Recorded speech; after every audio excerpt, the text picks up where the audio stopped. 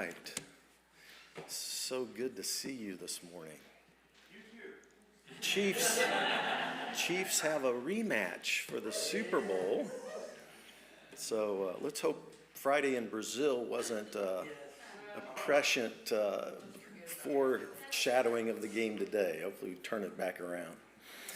But yes, we are going to be wrapping up the series today on Job that I started about 6 weeks ago. Job is a little over 40 chapters, and it's Hebrew poetry through and through. And some people think this is historically rooted. If so, this is actually probably one of the oldest books in the Bible, probably predates Moses and the Torah.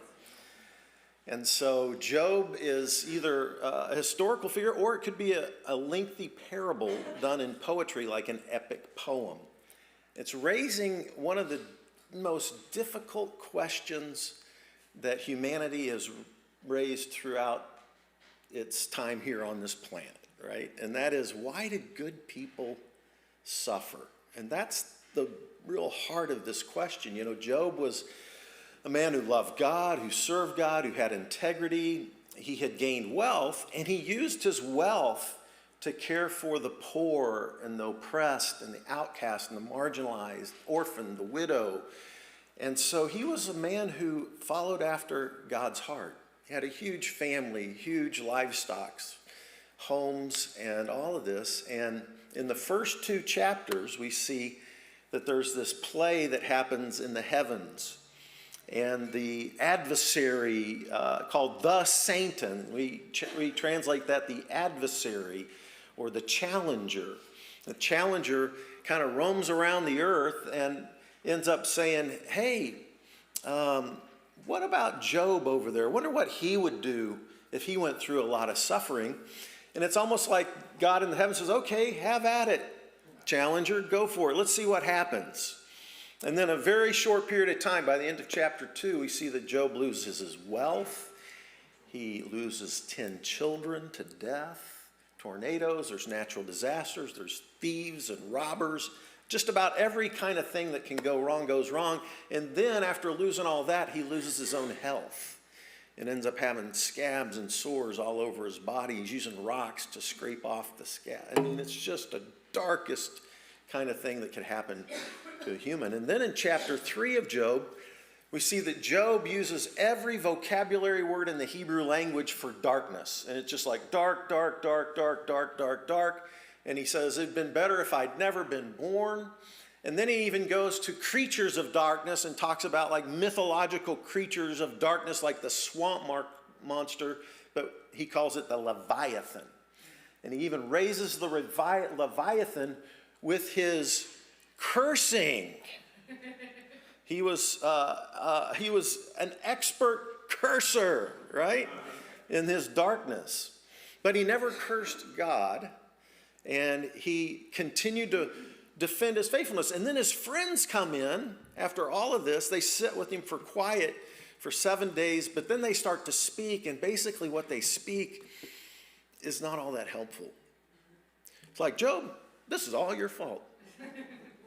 Man, if you hadn't been such a rotten guy. And then he's like, Job's like going, I've been a man of integrity. I've served God. I mean, I might have slipped up here and there, but like, does a kid who doesn't clean his room get cancer to teach him a lesson, you know? So Job basically defends his integrity all the way through the book of Job. His friends try not to defend his integrity. They try to figure out, you deserve this some way or another. If you didn't deserve it, Job, then maybe it's because your kids deserved it, or maybe it's because it's something you're going to do in the future. And you're like going, what in the world? And so Job's friends don't help the situation any at all. And Job continues to defend his integrity and raise the question is, where is God's justice? Doesn't seem like life is fair. Have you ever felt like life's not fair? Why do good people suffer? And so we have this. And of course, we understand that sometimes in this world, people who are extremely wicked prosper. Then we understand that sometimes we make mistakes ourselves and we get consequences for that mistake. And then sometimes we're extremely upright and integrous like Job, and then horrible things happen to beautifully good people. And then there's always this thing that I really love that we call grace, and that's when we get stuff that we don't even deserve out of the loving heart of God. And so this is the play that's going out in this whole book of Job. We're wrestling with these deep questions, and one of the person that's on trial is God and God's justice.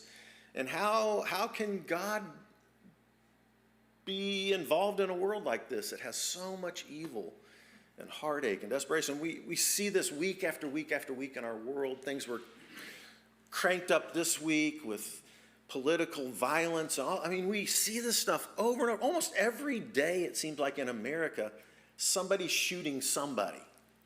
And the innocent are suffering from that, right?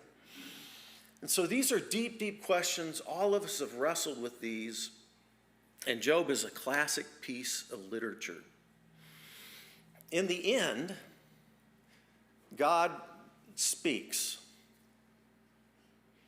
God is like silent all the way through. You have the opening chapter. Yeah, go ahead and have at him, challenger. And then God just silent. Job is speaking, the friends are speaking, everybody's speaking. But then in chapter 38, God speaks. But before I get to 38, I want to read one verse from chapter 12 of Job. Because there's probably no other book in the Hebrew Bible that focuses on nature as much as Job does. Job guides us to learn from nature. So in Job chapter 12, verse 7, it says, "Just ask the animals, and they will teach you. Ask the birds of the sky, and they will tell you. Speak to the earth, and it will instruct you. Let the fish in the sea speak to you." Now, if you go on a mushroom trip, that really is helpful. But no, nature speaks. When you read Scripture, read Psalm 19, it tells us to look to nature and let nature speak. What does it say? What does it say? How many of you would consider yourself a nature lover?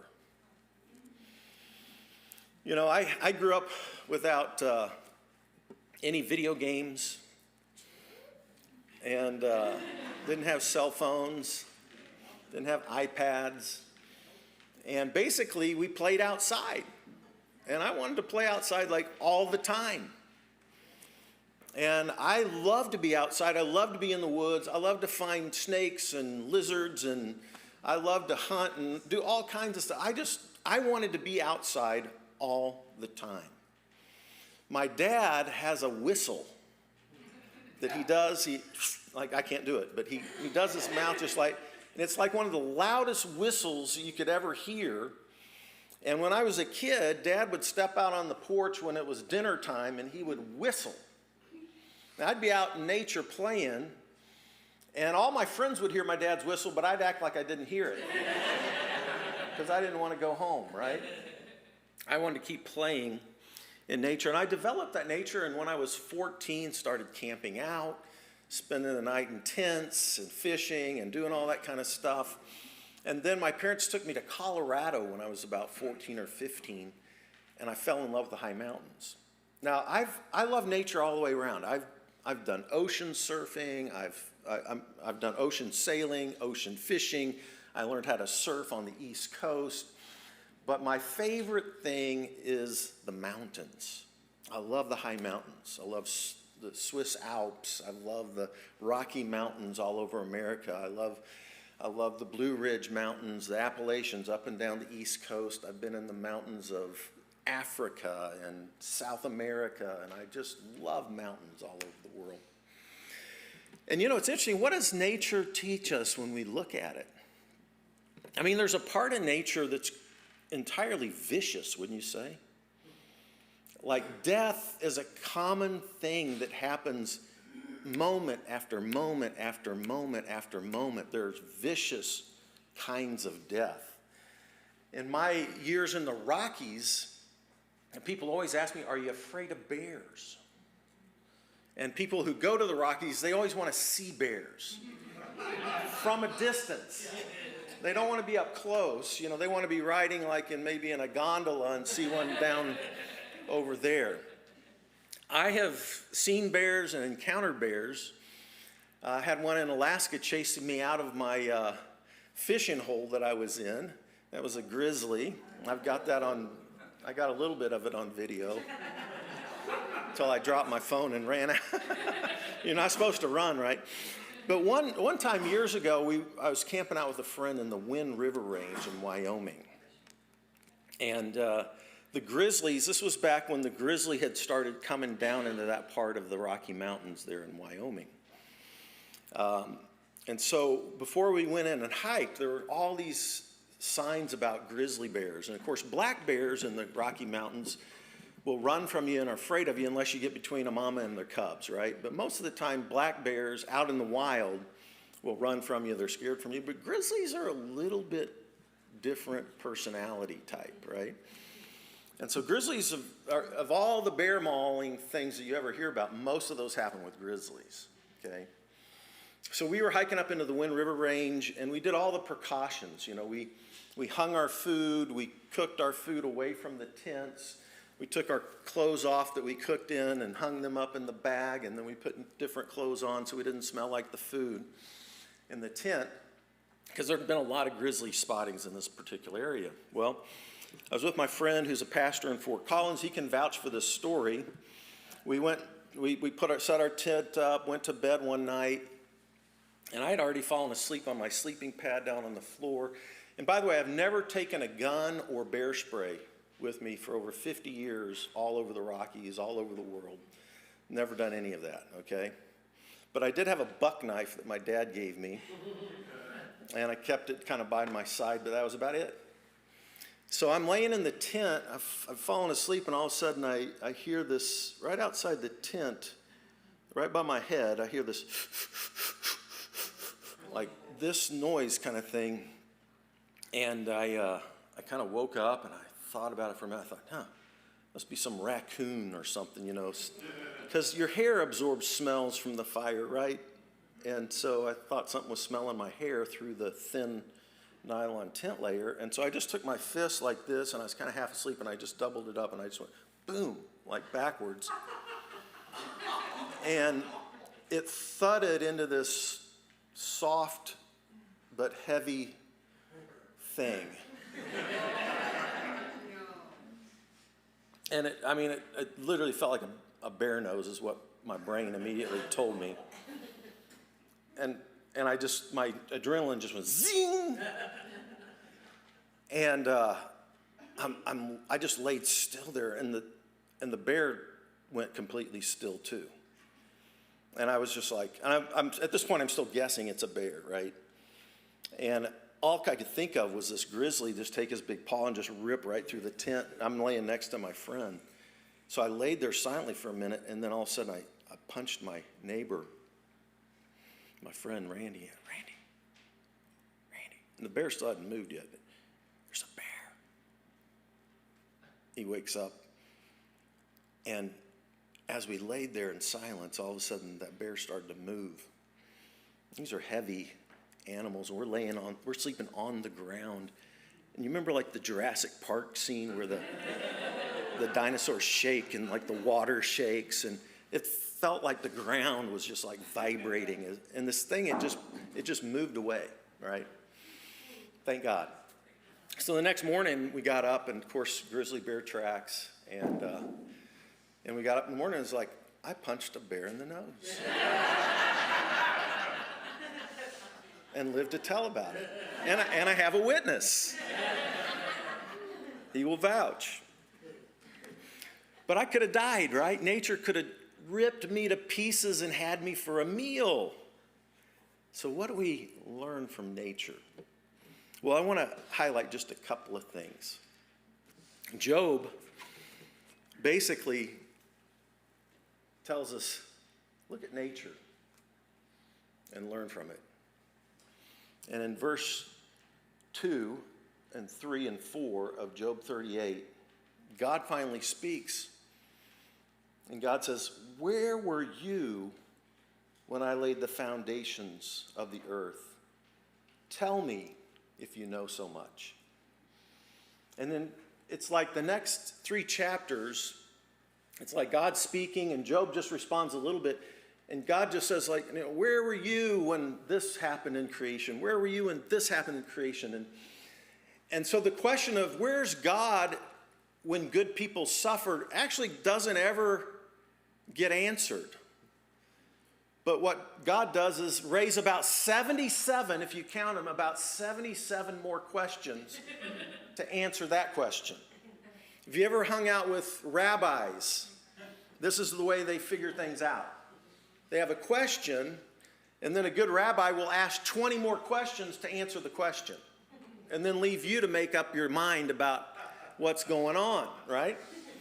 And so what happens in Job 38, 39, and 40 is it points to mystery and paradox, the nature of mystery and paradox woven into the very world that we live in, the very universe and this planet is woven with mystery and paradox, and God just points to it and raises questions and points to it, raises questions, and 77 questions of mystery and paradox.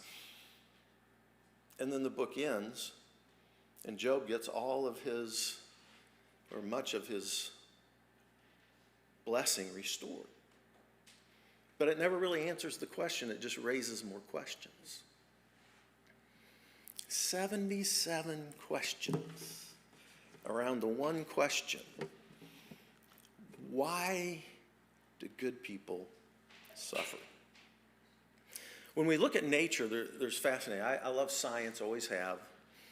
One of the things that we learn from nature alone is that everything in this universe is interconnected and interwoven. So if you think about God's characteristic of omnipresence, God is present everywhere. Everywhere and everything in nature is all interwoven. Do you know that your body is 95% made out of stardust, the very materials where this universe exploded into existence? That's what you're made of. And we study from quantum physics, and I don't even understand it, but everything is interconnected and interrelated, and everything affects everything. It's the most bizarre thing in the world. You know, in the Christian faith, we have this doctrine called the Trinity, where God is one in three. And if you go back to the most ancient philosophers in history, one of the questions that philosophers have asked, way before even Jesus existed, was how is it that things are so different, and yet how is it that everything is still held together? How do you explain unity, and how do you explain diversity? And I like to say that when we think about deep truths, I like to say deep truths echo everywhere. Deep truths will echo in science, will echo in nature, will echo in psychology, will echo in every discipline that we have, and in history and in religion. And it's embedded in our faith. God is one God in three persons, unity yet diversity, and this is then what we're called to be a part of. Jesus prayed in John 17 that we would all be one as the Father and the Son are one. And that's that unity, but we're all different. There's no snowflake the same, and yet we're made up of the same stuff. We're totally interconnected. And yet we're diverse in every kind of way that we can think of, the diversity and the creativity of this world. If you read through Job chapter 38, 39, and 40, God just dives into the diversity of nature, the diversity of creation and birds and every kind of thing, living thing. And yet there's a unity to all of it. I think that we find out that we're interconnected and interrelated at every level, deep truth, unity and diversity. The very nature of reality in God is unity and diversity. You're a part of that. I think another thing we learn from Job is that In Job 38, chapter 3 was dark, dark, dark, dark, dark, dark, dark, every Hebrew word of darkness. When you get into Job 38 and God answers all these questions, God dives into nature and it's like dark, light, dark, light, dark, light. There's paradox in this universe. Some things look like they're contradictory, but they're paradoxes. And these paradoxes we need to hold in non-dualistic tension with each other. There are things that are true that appear to be opposites. God created the darkness and there's death and all of that kind of stuff that goes into that. And God created the light and there's all of that goes into that. And these things play out together in this mystery and paradox. And there's light and dark and light and dark. There's death and destruction. There's beauty and there's creation and there's love. And so these things exist together all the time. Death in this world always leads to new birth. There's not a single thing that dies in this planet or in the universe that doesn't then reconstitute and emerge into something else that brings forth life. Death and life go together some weird way.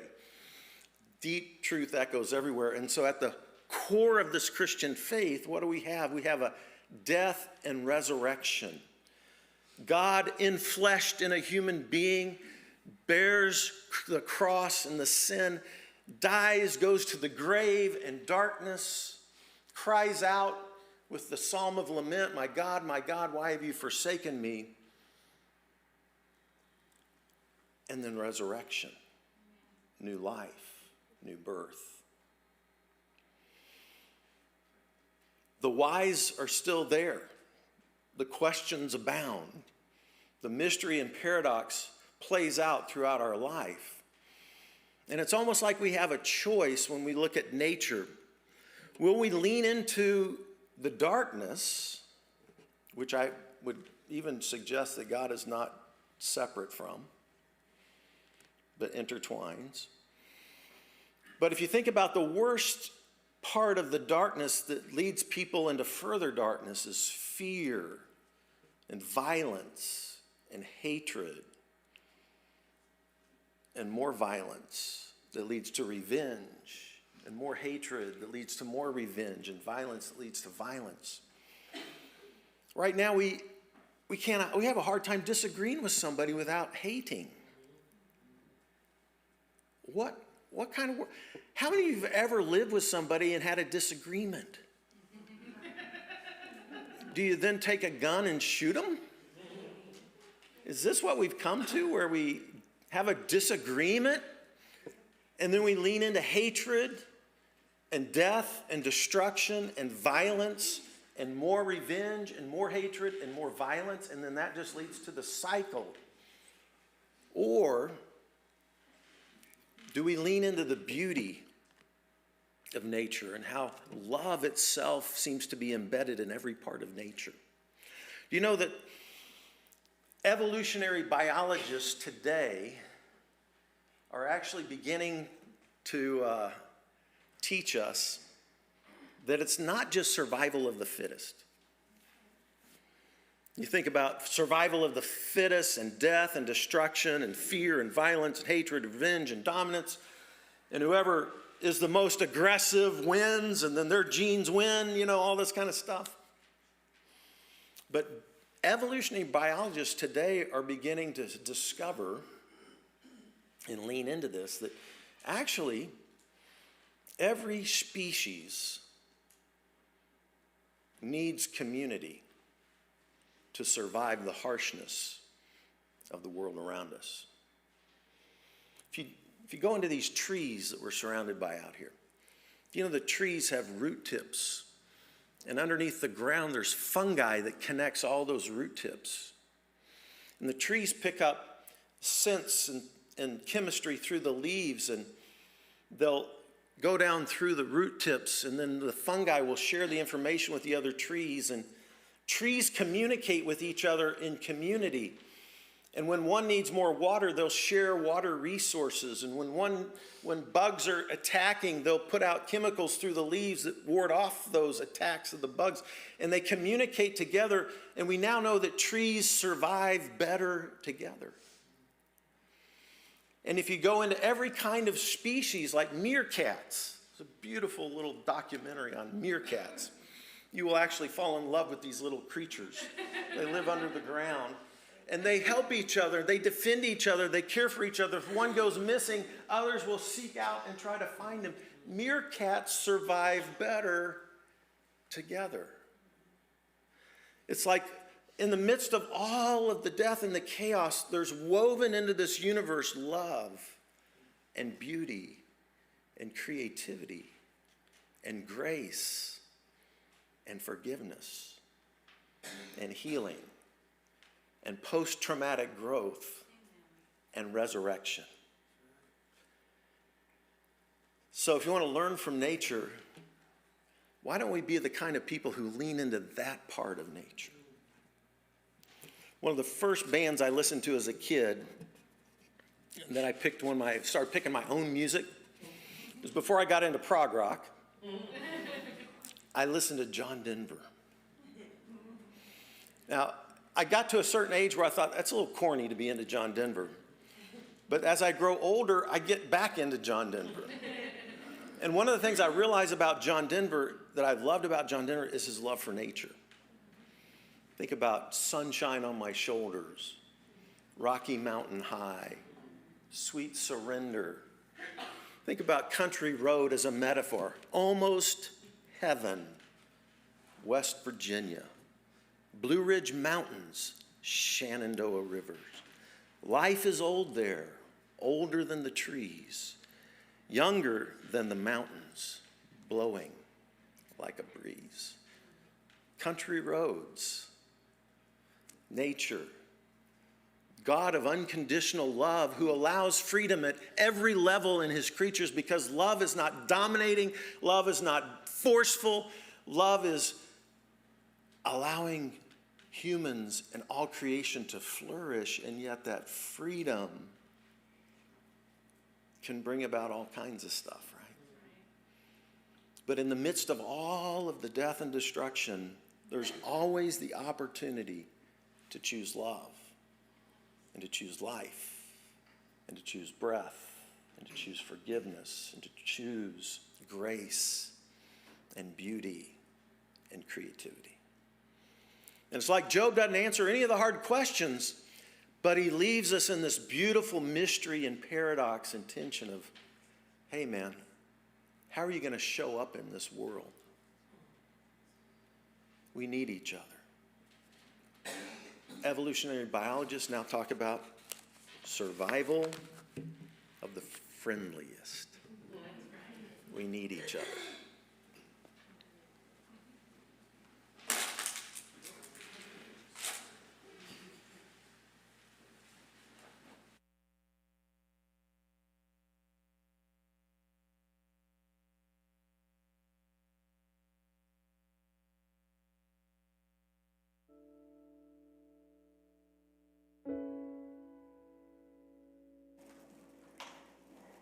You want to hear a couple things I've learned? Yeah. It's about all this I'm trying to carry. You know, thinking back, kind of reminds me of Job and the load he tried to carry. Strong, strong, godly man, that Job.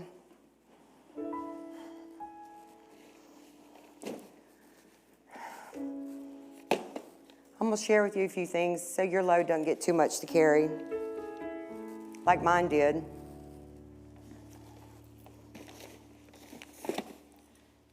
As you can see by the size of it, it's pretty heavy.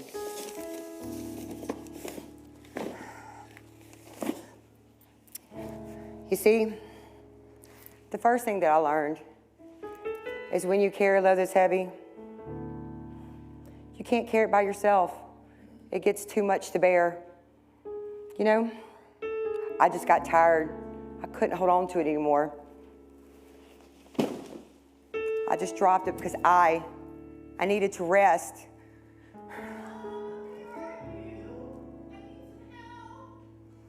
Y'all, I was tired. I was just so tired.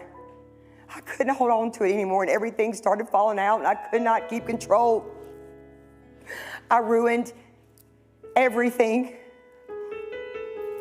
And I hurt myself pretty bad in the meantime. So I learned when I try to carry the weight of my world on my back, I have to stop, drop, and rest because it gets too much. Second thing I learned when carrying my load is I cannot go fast.